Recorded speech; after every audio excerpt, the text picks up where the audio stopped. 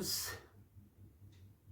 और BBC news 24 की तरफ से आदाब, नमस्कार, सत श्री अकाल। मैं हूं आपका दोस्त सुल्तान भारती।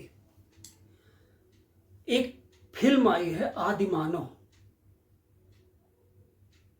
नाम तो उसका आदिमानव है, लेकिन वो बिल्कुल आधुनिक परिवेश की फिल्म है और रामायण की पौराणिक कथा को नए परिवेश में, नए साज सज्जा के साथ, नए कॉस्ट्यूम और गेटअप में पेश किया गया।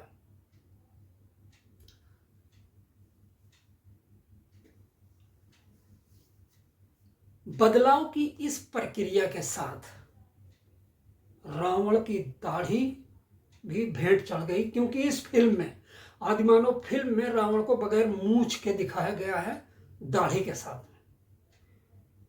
आप देखते आए होंगे, जहां तक आपने आज तक देखा होगा, कि रावण बड़ी बड़ी कद्दावर मूंछों के साथ नजर आता है, लेकिन इसमें वो बड़ी बड़ी दाढ़ी के साथ नजर आता है। बस उसकी दाढ़ी देख कर ही गूलर फूट गई है और नफरत के भुनगे, विरोध के भुनगे फिजा में फैल चुके हैं।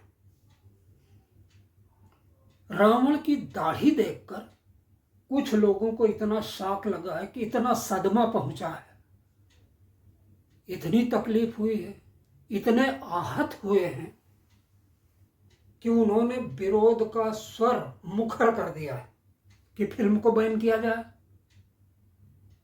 अब भाई, आस्था ही तो है, किसी में भी हो सकती है।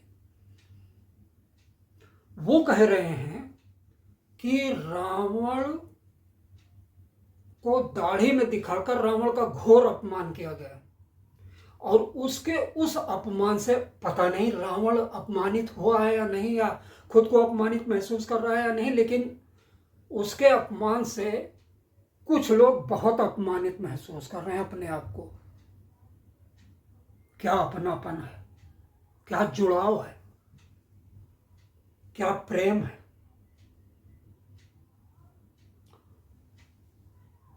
अब ये नहीं पता कि रावण को अपने चाहने वालों के इस सेंटिमेंट्स का पता है या नहीं। ये भी नहीं पता लगा कि रावण इस अपमान से खुद को अपमानित महसूस कर रहा है या नहीं कर रहा है। इस चीज का भी अभी तक फिलहाल पता नहीं चल पा रहा है कि रावण के परिवार वालों की तरफ से कोई ऑब्जेक्शन आया है या नहीं आया, उनके परिवार के किसी भी सदस्य की तरफ से जनहित याचिका दायर की गई है कहीं या नहीं की गई। कमाल तो यह है कि वो लंका, श्रीलंका, वो लंका जिसे रावण ने सोने की बनवाया था, जिस पर उसने इतने दिन हुकूमत किया था, वहां के लोग किस ख्वाब में मुब्तला हैं, उनकी तरफ से भी जागरूकता का, इतनी जागरूकता का कोई सबूत, कोई संकेत नहीं मिला है। उनकी तरफ से भी रावण के इस घोर अपमान का कोई अवसाद ही नहीं है, कोई स्टेटमेंट ही नहीं मिल रहा है कि उनको कितना अपमानित महसूस कर रहा है। लेकिन कोई बात नहीं, रावण अपनी दाढ़ी के अपमान से बेखबर हो सकता है, उसके परिवार वाले बेखबर हो सकते हैं, श्रीलंका के लोग कोमा में जा सकते हैं, लेकिन हमारे यहाँ बड़े जागरूक लोग हैं, ये बिल्कुल चैतन्य है। इनसे रावण का अपमान बिल्कुल नहीं देखा जा रहा है। रावण वही रावण जिसने मां सीता का अपहरण करने का अक्षम्य अपराध किया था, और जिसके अपराध के खामियाजे में युगों तक उसका पुतला फूंका जाता रहेगा। और आप देखते हैं कि उस दिन, विजयदशमी के दिन, हमारे देश के सारे संप्रदाय के लोग हिंदू भाइयों की आस्था का सम्मान करते हुए एक पोस्ट, एक बड़ी आम सी पोस्ट डालते हैं कि बुराई पर अच्छाई की जीत। लेकिन यहाँ अच्छाई के साथ नहीं खड़े हैं, जिसे फूंका जा रहा है उसकी दाढ़ी देख कर खुद को अपमानित और खुद को फूंका हुआ महसूस कर रहे हैं, उनका दिल फूंका जा रहा है।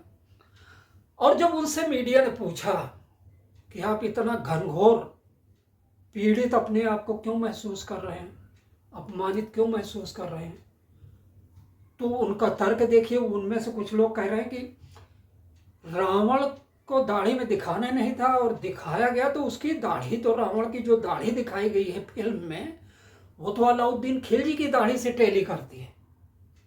ये तो और घनघोर अपराध हुआ जी, अलाउद्दीन की दाढ़ी से टेली करती है। अब इनसे राय मशविरा तो ले लेना था कि किसकी दाढ़ी दिखाई जाए जिससे आपको अपमानित, आप अपने आप को अपमानित ना महसूस करें, लेकिन सलाह नहीं ली गई इनसे और अपराध हो गया। दूसरी तरफ देखिए कि फिल्म के स्क्रिप्ट राइटर और उस फिल्म की यूनिट के एक बड़ा नाम मनोज मुंतशिर जी, जिन्होंने डायलॉग और स्क्रिप्ट दोनों लिखी हुई है, उनसे जब पूछा गया कि रावण को आखिर मूंछ के साथ न दिखाकर आपने दाढ़ी के साथ क्यों दिखाया, तो उनका जवाब जो आया उसे देखकर तो ऐसा महसूस होता है गोया चिलम का सारा गांजा उसी दिन फूंक कर राख कर दिया गया था, बुद्धि विवेक भी उसी में जल गया। वो कहते हैं कि रावण को बदले हुए परिवेश में दाढ़ी के साथ सिर्फ इसलिए दिखाया गया क्योंकि आज के दौर में ज्यादातर रावण दाढ़ी वाले हैं। अब ये कहकर उन्होंने एक तीर से दो निशाने साधे, सोचा कि शायद बहुसंख्यक वर्ग उनके साथ खड़ा हो जाएगा, क्योंकि दाढ़ी वालों पर तो जब तक उंगली उठती है। लेकिन उन्होंने एक नए विवाद को जन्म दे दिया और अब तो ऐसा लग रहा है कि जो फिल्म का विरोध चल रहा है कि शायद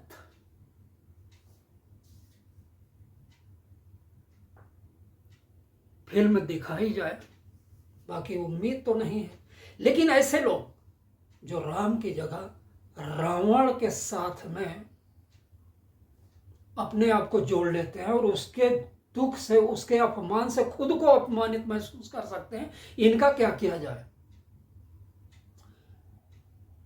मैं क्या बताऊंगा। लेकिन एक बात है कि रामचरितमानस मैंने भी पढ़ा है, बचपन से ही पढ़ा था, बाद में भी देखा।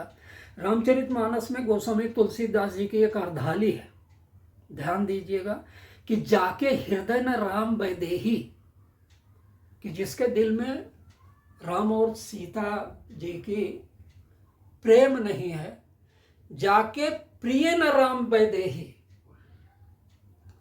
तजिए ताहि कोटि बैरी सम, यद्यपि परम स्नेही। छोड़ दीजिए उसे, चाहे वो आपका कितना ही निजी हो। तो ऐसे लोग जो रावण के अपमान को अपना अपमान समझ रहे हैं, तो जाहिर सी बात है कि वो राम के साथ नहीं है। तो लात मारिए, छोड़िए उनको। जय हिंद, जय भारत। और सेकुलर भारत न्यूज़ को जरूर सब्सक्राइब करें।